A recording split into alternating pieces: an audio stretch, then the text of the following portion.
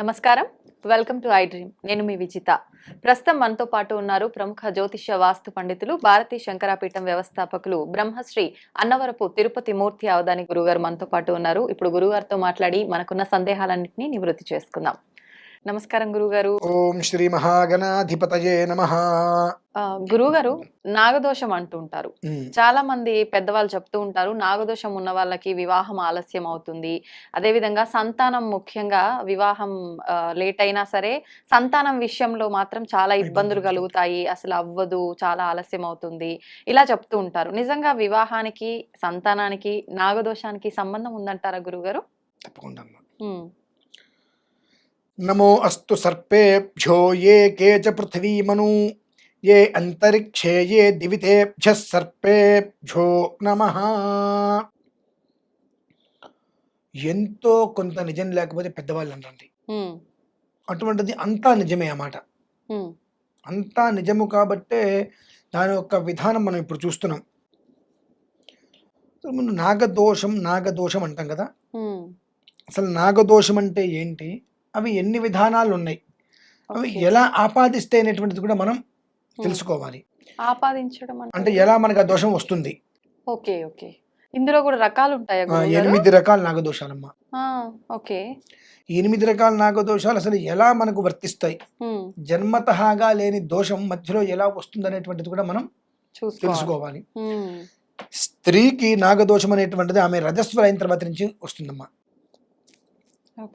రజస్వల అయిన దగ్గర నుంచి కూడా కొన్ని నక్షత్రాలు ఉంటాయి. ఆ నక్షత్ర విధానాన్ని అనుసరించి తర్వాత వాళ్ళు చేసుకునే కొన్ని పనులు ఉంటాయి. వాటి దృష్ట్యా స్త్రీకి ఈ యొక్క నాగదోషాలని ఆపాదిస్తూ ఉంటాయి. ఈ వాటిలో కొన్ని పేర్లు అనంతుడు, వాసుకి, తక్షకుడు, శంఖపాలుడు, కుశుకుడు, పద్ముడు, మహాపద్ముడు అని ఇట్లా వాళ్ళు మొత్తం 8 మంది. 8 మంది కూడా 8 విధాలుగా బంధిస్తూ ఉంటారు, బాధిస్తూ ఉంటారు, తద్వారా బాధింపబడుతూ ఉంటారు. అది పురుషులైనా స్త్రీలైనమ్మా. ఇవి మామూలుగా మనము సాంసారిక జీవితం అనేటువంటిది చాలా అత్యంత రహస్యంగా ఉంటూ ఉంటుంది. ఇటువంటి పరిస్థితులలో 2 పాములు కలిసి ఉన్నప్పుడు చూడకూడదు. కానీ ఈ మధ్యకాలంలో టీవీలలో వాటిలో కూడా బాగా చూపించేస్తున్నారు. అంటే టీవీలలో కూడా చూడకూడదు. అసలు 2 పాములు కలిసి ఉన్నప్పుడు చూడకూడదండి. 2 పాములు కలిసి ఉన్నప్పుడు చూస్తే దాని యొక్క ప్రభావం చాలా దారుణంగా ఉంటుంది. అలానే త్రాచుపాము ఆడది, దానితో జతకట్టేటువంటిది మొగది, అది చాలా పిరికిది. కొంతమంది వాటిని చంపే పరిస్థితులు, కొట్టే పరిస్థితుల్లో మొగదాన్ని కొట్టేస్తారు, ఆడది వెళ్ళిపోతుంది, అది పగబడుతుంది. అలానే కొంతమంది పొట్టల్ని తీసేస్తూ ఉంటారు. ఎట్లా, మా ఇంట్లో పొట్టొచ్చింది, నా స్థలంలో పొట్టొచ్చిందని. పాములు తిరిగేటువంటి చోట మన స్థలం కొనుక్కుంటాం, నా స్థలంలో అది పుట్ట పెట్టిందంటాం, తీసేస్తూ ఉంటాం. ఇదొక విధానం. మరి కొంతమంది యొక్క మనకు నాగుల చెవితి వస్తే పుట్టల్లో పాలు పోసేయటం, గుడ్లు వేసేయటం, అరటిపళ్ళు వేసేయటం చేస్తూ ఉంటారు. మన ఇంట్లో ఒక అరటిపండుని అలా ఒక వారం రోజులు పెడితే, 5 రోజులు చాలు పెడితే అది పండిపోయి ఒక రకమైన వాసన వస్తుంది. ఆ పండు తీసేసిన కొన్ని రోజుల పాటు ఆ వాసన మన ఇంట్లోంచి పోదు. అదే దరిద్రం మన కారులో పెడితే అది తట్టుకోలేం మనం 3వ రోజుకి.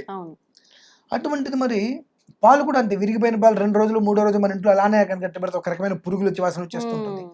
అటువంటిది ఆ పాము ఇంట్లో అది పుట్టలో పాలు పోసేసి, కోడిగుడ్లు వేసేసి, పళ్ళు వేసేసి, ఈ చలిమిళ్ళు అవన్నీ లోపల వేసేస్తే అది ఎక్కడ ఉండాలండి?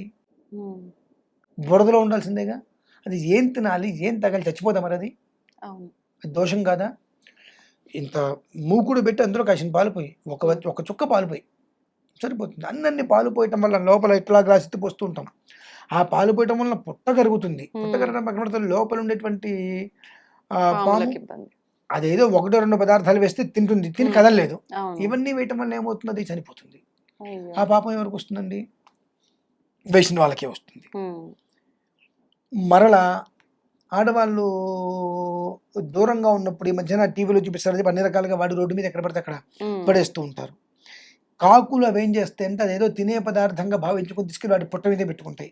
అందులో ఉండేటువంటి వైబ్రేషన్కి ఆ గుడ్లు చితికిపోతాయి. అంటే భ్రూణ హత్య అంటారు. ఓకే. భ్రూణ హత్య అంటే అది. అలానే అవి తీసుకెళ్తున్నప్పుడు ఆ పొట్ల మీద పడిపోతే దాని యొక్క వైబ్రేషన్‌కి, నెగెటివ్ వైబ్రేషన్‌కి లోపల ఉండేటువంటి పాము పిల్లలు కానీ అవన్నీ చనిపోతాయి. మరి ఇవన్నీ దోషాలే కదండీ! 8 రకాల దోషాలు, 8 రకాల నాగుల కంటే ఇలా వస్తాయి. అంటే అన్నీ తెలిసి చేయట్లేదు కదా గురువుగారు. అమ్మా! తెలిసి చేస్తే పాపం అంటారు కదా! నిన్న నేను తెలిసి పుష్కరాలకి చేయట్లేదు. వెళ్ళానమ్మా. హ్మ్. పుష్కరాలకి వెళ్ళినప్పుడు మరి వాళ్ళు కడుపుకు అన్నం తింటున్నారో, మరి గడ్డి తింటున్నారో నాకైతే తెలీదు. మరి ఇప్పుడు చెప్పండి, తెలిసి చేశారో, తెలియక చేశారో? హ్మ్. అందరూ స్నానాలు చేస్తున్నాం. ఆడవాళ్ళు బట్టలు మార్చుకోవడానికి ఒక చిన్న గది లాంటిది ఏదో కట్టారు రూమ్. హ్మ్. హ్మ్. ఒక డబ్బాలాగా. ఓకే. మరి మేమందరం ఉదయం పూట వెళ్తున్నాం, స్నానాలు చేసుకుంటాం, జపాలు చేసుకుని అనుష్ఠానం చేసుకుంటున్నాం. ఆ చుట్టూతా అన్ని కూడా వాళ్ళు వాడి పడేసినవే ఉన్నాయి మరి. మరి ఆ! తెలిసి చేస్తున్నారు, తెలియక చేస్తున్నారు. వాళ్ళొచ్చింది పుణ్యం సంపాదించుకోవడానికి వచ్చారా? పుణ్యనదికి వచ్చారా? పుణ్యక్షేత్రానికి వచ్చారా? ఎక్కడికొచ్చారండి? అలా ఎలా వస్తారసలు? మేము ఎంత అనుకున్నాము, వీళ్ళు ఎందుకు ఇటువంటి పనులు చేసుకుంటున్నారు? హ్మ్. వంశాల నాశనం కోసం చేసుకుంటున్నారు ఇవన్నీ అని చెప్పి బాధ. అంతే. మరి ఇప్పుడు తెలిసి చేస్తున్నారా? తెలియక చేస్తున్నారా? అంటే అది తెలిసి చేసినట్టే అవుతుంది గదా ఆ! గురువుగారు. హ్మ్. ఇప్పుడు ఏదైనా ఒక వస్తువుని డస్ట్‌బిన్‌లో పడేయటం వేరు. అవునవును. మనం అట్లా పడేస్తే పక్కన. కావాలని. 2 పూర్వం నుంచి ఏం చేసేవారంటే, పూర్వకాలంలో దూరంగా ఉన్నప్పుడు వస్త్రాలు ఏదైనా వాడితే వాటిల్ని జాడిచ్చి ఆరేసేవారు, తగలబెట్టేసేవారు. ఆ! వాటిల్ని అంత పెట్రోల్ పోసి తగలబెట్టొచ్చు కదా! హ్మ్. అలా వదిలేయటం వలన ఎన్ని రకాల దోషాలు ఆపాదిస్తున్నాయి. ఇంతకుముందు 100లో మహా అయితే ఒక 8 మందికి సంతానం ఉండేది కాదేమో. హ్మ్. ఇప్పుడు 100లో 96 మందికి సంతానం దొరకట్లేదుగా. అవును. మరి కుటుంబాలు ప్రశాంతంగా ఉండట్లేదుగా. హ్మ్. ఇవాళ పెళ్లి చేసుకుంటే 2 సంవత్సరాలు సవ్యంగా ఎవరు ఉండట్లేదుగా. మనస్పర్ధలు వస్తున్నాయిగా. అవును. వీటన్నిటికి కారణాలేంటంటే నాగదోషాలు, నాగశాపం. హ్మ్. నాగ శాపం. శాపం. ఈ యొక్క నాగశాప ప్రభావం అనేటువంటిది అత్యంత దారుణాతి దారుణంగా ఉంటుందండి. హ్మ్. ఎంత దారుణమునంటే అకారణంగా కుటుంబాలు నాశనం అయిపోతాయి. హ్మ్. వంశోద్ధరణ ఉండదు. ఓకే. చాలా ఇబ్బందులు. మరి ఇవి చాలామంది చాలా వరకు తెలిసే చేస్తున్నారు. మన ఇంట్లో ఇంటి నిండా నీళ్ళు పోస్తే మనం ఉంటామా? పోతామా? పోతాం. అటువంటిది ఉండడానికి మీరు పుట్ట వీలవ్వదు. నిండా పో పో నీ పాలు పోసేస్తే ఉంటాయా? పోతాయా? పోతాం. కొంచెం విచక్షణ ఉండాలి కదండీ! చేసేటువంటి దానికి ఒక విధానం ఉండాలి. హ్మ్. ఆ విధానాన్ని అనుసరించి చేయాలి. పుట్ట నిండా తీసుకెళ్ళి అగరబత్తులు గుచ్చేస్తారు. అవునవును. ఆ పాము అటు ఇటు తిరుగుతున్నప్పుడు అగరబత్తులు దానికి గుచ్చుకోవా? హ్మ్. మరి ఇవన్నీ పాపాలు కదండీ! మన ఇంట్లో మనం గుచ్చుకుంటాం. అగరబత్తి గోడకి పెడితే అగరబత్తి అయిపోయిన దగ్గర చూరు పొగ తగులుతుందని చెప్పి జాగ్రత్తగా పెట్టుకుంటాం. అంటే అవును. మన ఇల్లంటే మనకి అంత గొప్పది. మరి జీవులివి కదా! మూగజీవాలు కదా పాపం. అవేం మాట్లాడలేవు కదా! అవి హ్మ్. శపిస్తాయి, మాట్లాడవు. దాని శాపమే వంశమూలం అండి.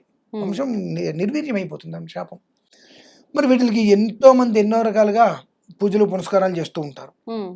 ఇందులో ఇంకొక దోషం మళ్ళీ నాగప్రతిష్ఠలు. హ్మ్. ఏంటి గురువు? నాగప్రతిష్ఠ చేస్తే సంతానం కలుగుతుంది కదండీ! ఆ! నాగప్రతిష్ఠ చేస్తున్నారు బానే ఉంది. 2 రోజులో, 3 రోజులు, 4 రోజులు వస్తున్నారు, చేస్తున్నారు బానే ఉంది. అనంతరం హ్మ్. దాని మొహాన పూలు ఏం పెట్టట్లేదు కదా! ఆ! ఇవాళ గుళ్ళో పెడుతున్నారు, వెళ్ళిపోతున్నారు. ఎక్కడో ఒక చోట పెడుతున్నారు, వెళ్ళిపోతున్నారు. తర్వాత దానికి నెత్తి ధూపదీప నైవేద్యాలు చేస్తున్నారా? చెయ్యట్లా. హ్మ్. చేయనప్పుడు అదొక దోషమే కదా మళ్ళీ. ఓకే. గర్భస్థ శిశువు గర్భం లోపల పిల్లవాడు ఉన్నప్పుడు ఆ పిల్లవాడి యొక్క ఆరోగ్యాన్ని దృష్టిలో ఉంచుకొని తల్లి చాలా జాగ్రత్తగా ఉంటుందిగా. హ్మ్. పిల్లవాడు బయటకొచ్చిన తర్వాత కూడా వాడికి పాలివ్వాలంటే చాలా జాగ్రత్తగా ఉంటుందిగా. అలానే నువ్వు ఒక విగ్రహాన్ని స్థాపించావు, అక్కడ యంత్ర ప్రతిష్ఠ చేశావు అంటే చాలా జాగ్రత్తగా చూసుకోవద్దు మరి. హ్మ్. చూసుకోవాలి. ఇది అంటే 8 రకాల నాగదోషాలకి 8 రకాల దుర్దోషాలు ఇవన్నీ. హ్మ్. వీటిల వల్ల సంతానాలు కలగట్ల. ఎన్నో ప్రయత్నాలు చేస్తూ ఉంటాం. ఓకే. ఇంతకు ముందు కూడా ఒక వీడియోలో కూడా చెప్పా ఇదే విషయం. హ్మ్. హ్మ్. 26వ తారీఖు వైశాఖ బహుళ తృతీయ. అంటే ఓకే. 26వ తారీఖు ఆదివారం. హ్మ్. ఆదివారం రోజు నాడు ఈ సంతానం అనేటువంటిది ఎవరికైతే అంతగా గర్భస్రావాలవుతూ హాస్పిటల్‌కి వెళ్తూ ఇంజెక్షన్ చేయించుకుంటూ మందులు వాడుతూ ఇబ్బందులు పడుతున్నారో వారందరూ కూడా 40-120 రోజుల్లో గర్భం ధరించాలన్న ఒక ఉద్దేశ్యంతో పుత్రకామేష్ఠి పూర్వకంగా స్కందహోమం చేస్తున్నారమ్మ. ఓకే. ఈ యొక్క ఇబ్బందులతోటి 8 రకాల నాగదోషాలు, ఈ యొక్క సర్ప శాపాలతోటి ఎవరికైతే సంతానము లేక ఇబ్బంది పడుతున్నారో వారందరూ కూడా తప్పకుండా అందులో గనక పాల్గొనగలిగినట్లయితే హ్మ్. 40-120 రోజులు ఖచ్చితంగా సంతానం అందుతుందమ్మా. హ్మ్. ఒక 6 సంవత్సరాల క్రితం ఈ విధానాన్ని నేను ఆచరించాను. ఆచరించారు. ఓకే. ఆచరించినప్పుడు ఒక 300 మంది వరకు హ్మ్. వచ్చారు. ఓకే. 270 మందికి కలిగింది సంతానం. Okay okay. ఖచ్చితంగా అదే రోజుకి 6 సంవత్సరాలు పూర్తవుతుందమ్మా. కనుక ఈ మధ్యకాలంలో మనకు వచ్చే దాదాపు ఫోన్లు ఎక్కువ కూడా సంతానం కోసమే వస్తుంటే కష్టం అనిపించింది. మరొక్కసారి అదే విధానాన్ని ఆచరిస్తే మళ్ళీ అంతమందికి సంతాన ప్రాప్తి కలుగుతుంది, సుఖంగా ఉంటారు కదా అని ఆలోచన చేస్తే అది లెక్క వేసుకుంటూ వస్తే 26వ తారీఖుకి ఖచ్చితంగా 6 సంవత్సరాలు పూర్తవుతుంది. కాబట్టి మళ్ళీ అదే రోజు నాడు ఆదివారం అయింది. ఖచ్చితంగా ఈ యొక్క పుత్రకామేష్ఠి స్కందహోమం అనేటువంటిది చేద్దాం. తద్వారా అందరూ కూడా మళ్ళీ ఆ వంశవృద్ధులు సుఖంగా ఉంటారు అని. దానికి విశేషంగా కావాల్సింది కూడా ఏమక్కర్లేదండి. నల్ల నువ్వులు, తెల్ల నువ్వులు, బెల్లము కలిపిన చిమిరి. మనకు అవి ఉండలు చేస్తే ఒక 60 ఉండలు రావాలి. అరకిలోన కిలోన దాన్ని చేసుకొని ఉండలు చేస్తే 60 ఉండలు వచ్చినట్టుగా. 2 తమలపాకులు, 100 గ్రాముల బియ్యం, ఒక అరకిలో బెల్లం, ఒక పావు కిలో నెయ్యి, 2 అరటిపళ్ళు, 6 వస్తువులమ్మా. 2 తమలపాకులు అంతే. 6 వస్తువులు. ఈ 6 వస్తువులు ఉంటే చాలమ్మా. 6 వస్తువులు తీసుకుని ఆలయానికి వస్తే ఆ రోజున అక్కడ సంపాతాద్యంతో చేసేటువంటి యజ్ఞ ప్రసాదాన్ని వాళ్ళకి ఇవ్వడం జరుగుతుంది. దాంతో పాటుగా వారందరికీ కూడా ఒక నాగేంద్ర స్వామి వారు ఒక ప్రతిమ ఇవ్వడం జరుగుతుంది. 7 మంగళవారాలు, 7 ఆదివారాలు. దానికి ఒక మంత్ర విధానం చెప్తాను. అర్చన చేసుకొని ఆరాధన చేసుకొని మంగళవారము, ఆదివారం వాళ్ళ ఇంటి దగ్గర ఉండే పుట్టలు ఏవైతే ఉంటాయో ఆ పుట్టల చుట్టూ బియ్య పిండి, పంచదార కలిపి చల్లేసేస్తే 6 మంగళవారాలు, 7 మంగళవారాలు, 7 ఆదివారాలు పూర్తయ్యేటప్పటికి దాదాపుగా వాళ్ళందరూ కూడా కలిసి పోతారమ్మా. ఆ ప్రసాదం తీసుకున్న వారు ఎవరెవరైతే ఉంటారో ప్రసాదం తీసుకున్న దగ్గర నుంచి, ప్రసాదం ఆదివారం తీసుకుంటాం, మంగళవారం నుంచి ప్రారంభం చేసుకుంటే 7 మంగళవారాలు, 7 ఆదివారాలు పూర్తయ్యేటప్పటికి ఖచ్చితంగా అందులో వాళ్ళు మొదటి మెట్టి ఎక్కుతారు ఖచ్చితంగా. అది కూడా 2-3 విధానంలో 40 లేక 120 రోజుల్లో సుమారుగా అందరూ కూడా ఆ ఒక ప్రసన్నత ప్రాప్తం చెందగలరమ్మా. అది దృష్టిలో ఉంచుకొని ఎన్ని విధానాలు దోషాలు ఉన్నాయి. దీని నుంచి ప్రతి స్త్రీ మాతృమూర్తి ఏం కోరుకుంటుంది? సంతానం కావాలని కోరుకుంటారు. అవును గురుగారు. కొంతమంది ఇప్పుడే ఎందుకు లేని చెప్పి కొంతమంది లేట్ చేస్తూ ఉంటారు. ఆ లేటు చేయటం ద్వారా ఇంకా లేట్ అయిపోతూ ఉంటుంది తర్వాత. ఇక సూటిపోటి మాటలు ఇవన్నీ వస్తూ ఉంటాయి. అవన్నీ దృష్టిలో ఉంచుకొని ఆ భగవంతుడు ఇచ్చిన అవకాశం ఉంది కదా అని చెప్పి అది సంకల్పం చేయటం. నిన్న కూడా ఆ సంకల్పంలోనే ఒక భాగంగా వెళ్ళొస్తుంటే ఆ అద్భుతం జరగడం కూడా జరిగిందనమాట. అది పరిస్థితి. ఇప్పుడు ఆ ప్రతిమ అన్నారు కదా గురుగారు, అదేం చేసుకోవాలి? ఇంట్లో పెట్టాలా? 7 వారాలు ముందు చేయమనండి. వాళ్ళకి సంతానంగా వాళ్ళకి గర్భం ధారించిన తర్వాత నేను చెప్తాను నేను చేయాలి. ఓకే. థ్యాంక్ యూ గురుగారు. Thank you very much.